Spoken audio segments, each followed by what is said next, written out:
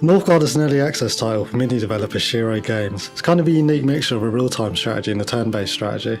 Imagine if you combine the Civilization series with the Warcraft series, but stripped away a lot of the nuts and bolts, and basically you'd be left with Northgard. What first attracted me to the game was this good-looking, picturesque art style. It's an incredibly comfortable-looking game. The weather cycles through the different seasons, summer, autumn, winter, etc., and the colours really pop out on the screen.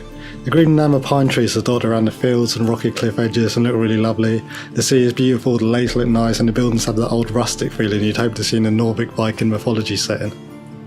The music is pretty decent too. It fits the world and does the job well enough, complementing that comfortable Viking atmosphere. As far as I can tell though, it's only about 4 tracks and they seem to repeat quite a bit. After a while it just becomes ambient sound, and I normally choose to mute the game and play a podcast or something else running in the background. The soundtrack isn't nearly as memorable as something like Age of Mythology or other classic strategy games, but like I said, it does the job well enough. But let's look at the actual meat and bones, the gameplay. As of today, there's no campaign or multiplayer component, although the developers say they're currently applying the finishing touches to that. And honestly, the multiplayer is likely to be the main reason you'd ever want to buy this game, but I'll get into that later. You start off with the option of naming yourself and your clan, selecting between 1 of 4 colours and the amount of AI enemies and their difficulty. You can determine what the victory conditions are, just like Civilization, but unfortunately there's no option to put yourself in teams of 2v2 or any other configuration. The developers say that option will arrive after the multiplayer is implemented, but with early access you just kind of have to hope. As of now, you can select between 4 clans to later 5. I can't pronounce the names, so I won't even try. That's the Wolf clan who are military and combat focused, the Stag clan who are fame and wealth focused, the Goat clan who are food and survival focused, and the Raven clan who gain bonuses to wealth trading and their respective harvests. Arguably I would say the Stag clan are the clear winners, because the ability to expand swiftly and efficiently to reach those luxury areas around your starting base are more likely to lead to a snowball victory. The food and wealth bonuses gained from the Goat and Raven clans, although really good if you begin the game in a poor starting position, seem less important end game after you've already expanded. I can see the Wolf combat focused clan being superior in multiplayer too, as military victories seem likely to be overwhelmingly more powerful than the fame, wisdom and map special victories. You'll start off in a randomly generated space with the ability to construct buildings within the boundaries of that area. Not outside, not anywhere else, not until you've scouted the new area, defeated any enemies that may be there, and spent food to colonise it.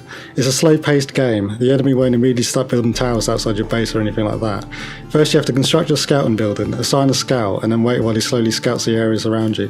While idle, villagers will collect food that trickle in regularly, same with wood, crons and stone once villagers have been inside those respective buildings. Decent food and wood management is absolutely vital because the collection rate of those resources drops dramatically each winter cycle, and your villagers will starve and freeze without it. However, while it's easy to collect wood in every single area, the food consumption rate is much stricter. The amount of food consumption increases the growth of your clan, and food sources such as fish, deer, fields, etc., which provide greater food collection rate than the standard idle villager, can either be spawned randomly in abundance around your base or be completely barren. Basically, if you spawn in surrounded by areas full of food sources, then you'll snowball expansion and win the game. If you spawn in surrounded by absolutely nothing, or worse, by areas protected by numerous enemies, then you'll have to keep more villages idle, collecting food at a slower rate, slowly build a warrior barracks, assign warriors, defeat the enemies around your area, and expand at a snail's pace with your utter lack of food. Although I can imagine this being rather funny in multiplayer with friends, it doesn't do well for balance, and it shouldn't even be possible to spawn in 2 or 3 areas away from any decent food sources. In this example on the screen, I spawned in close to a field and close to deer, just 1 or 2 tiles away from my base, which was incredibly lucky, but you don't always get that. There's a decent amount of buildings to construct, but there's almost no variety in the order you build them, or in what quantity. You can build 5 buildings in your starting area, and a randomly assigned number from 1 to 3 in every other. But typically you'll start out, you'll build a scout house, a home to increase population, and a woodcutter in your spawn. You'll expand one area, you'll build a specific building for that food source if there is one. If not, then you'll build a barracks, etc. I mean, there is some variety. You want to leave an empty spot in food heavy areas so you can build a silo later on, or maybe you'll want to leave a spot open to place a defensive tower near a camp spawning enemies. But once you've played 5 games, you'll end up just prioritising the same work and strategy each time. Unfortunately, the game doesn't have that micromanaging fast-paced action of an RTS, or the depth of a normal turn-based strategy like Civilization. It sort of combines them and loses some of the best aspects of both. In terms of victory conditions, you can either have the standard military victory by wiping out your opponents, a wisdom victory as you work your way down the tech tree, which sadly only consists of about 3 different options with a choice of 2 different skill suit selection, a fame victory, which you gain from either automatic harbour raids you have no real control over, or by removing and colonising area hazards such as camps and wolf caves, or by building a hall of heroes, or just by doing miscellaneous things like going through the tech tree or expanding territory. Basically, the fame victory works a bit like a scoreboard. And lastly, you can win through map special circumstances, like completing a quest on a map. In one instance, you can colonise an area of flowing magma and construct a special game-winning sword if you have enough rare materials. This optional map special victory condition sometimes spawns and sometimes doesn't if you have the option checked.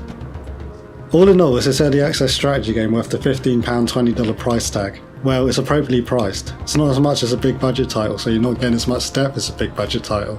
As an early access game, I can say it's far better than most.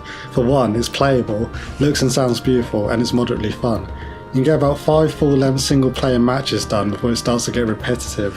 There's not quite enough depth to the strategy, each match will start to play out roughly the same, and the AI isn't quite as smart as they should be.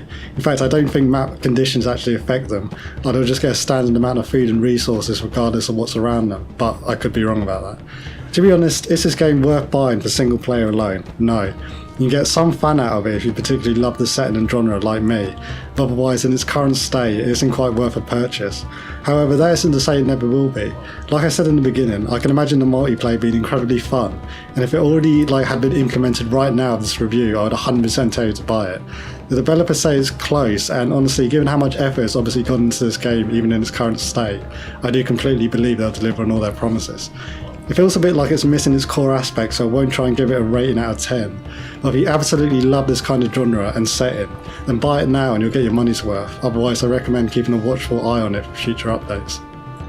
Thank you so much for watching. This was a real human review.